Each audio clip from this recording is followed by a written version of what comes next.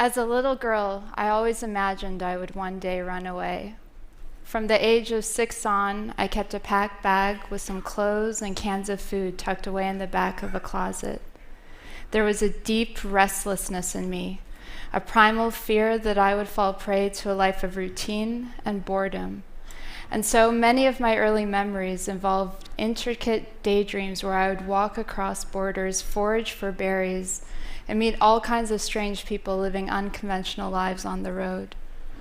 Years have passed, but many of the adventures I fantasized about as a child, traveling and weaving my way between worlds other than my own, have become realities through my work as a documentary photographer. But no other experience has felt as true to my childhood dreams as living amongst and documenting the lives of fellow wanderers across the United States. This is the nomadic dream, a different kind of American dream lived by young hobos, travelers, hitchhikers, vagrants, and tramps. In most of our minds, the vagabond is a creature from the past. The word hobo conjures up an old black and white image of a weathered old man covered in coal, legs dangling out of a boxcar. But these photographs are in color, and they portray a community swirling across the country, fiercely alive and creatively free, seeing sides of America that no one else gets to see. Like their predecessors, today's nomads travel the steel and asphalt arteries of the United States. By day, they hop freight trains, stick out their thumbs, and ride the highways with anyone from truckers to soccer moms. By night, they sleep beneath the stars, huddled together with their packs of dogs, cats, and pet rats between their bodies.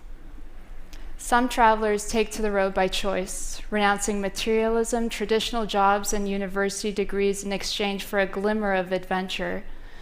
Others come from the underbelly of society, never given a chance to mobilize upwards, foster care dropouts, teenage runaways escaping abuse, and unforgiving homes. Where others see stories of privation and economic failure, travelers view their own existence through the prism of liberation and freedom. They'd rather live off of the excess of what they view as a wasteful consumer society than slave away at an unrealistic chance at the traditional American dream. They take advantage of the fact that in the United States, up to 40% of all food ends up in the garbage, by scavenging for perfectly good produce in dumpsters and trash cans.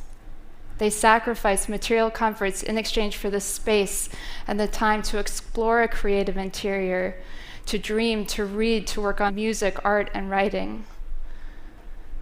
But there are many aspects to this life that are far from idyllic. No one loses their inner demons by taking to the road. Addiction is real. The elements are real. Freight trains maim and kill, and anyone who has lived on the streets can attest to the exhaustive list of laws that criminalize homeless existence. Who here knows that in many cities across the United States, it is now illegal to sit on the sidewalk, to wrap oneself in a blanket, to sleep in your own car, to offer food to a stranger? I know about these laws because I've watched as friends and other travelers were hauled off to jail or received citations for committing these so-called crimes. Many of you might be wondering why anyone would choose a life like this, under the thumb of discriminatory laws, eating out of trash cans, sleeping under bridges, picking up seasonal jobs here and there. The answer to such a question is as varied as the people that take to the road. But travelers often respond with a single word: freedom. Until we live in a society where every human is assured dignity in their labor so that they can work to live well, not only work to survive, there will always be an element of those who seek the open road as a means of escape, of liberation, and, of course, of rebellion. Thank you.